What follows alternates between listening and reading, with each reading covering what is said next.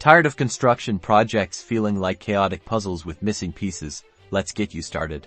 This is your express ticket to mastering Procore, the construction management platform designed to streamline everything from project setup to team collaboration. First, log into your Procore account. If you don't have one, reach out to your company's Procore administrator for credentials. Once logged in, you'll land on your Procore dashboard. Here you'll see a list of your assigned projects. Click on the project you want to work on.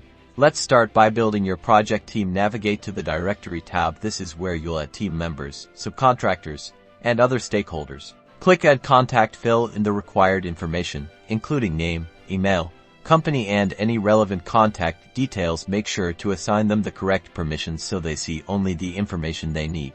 Now, let's look at requests for information, or RFIs. Click on the RFIs tool in the left-hand navigation. This is how you'll formally ask questions and get answers related to the project. Click Create RFI, fill out the form with a clear and concise question, assign it to the relevant contact, and set a due date. This keeps communication tracked and organized within Procore. Finally, let's check out daily logs. Select Daily Log from the Tools menu.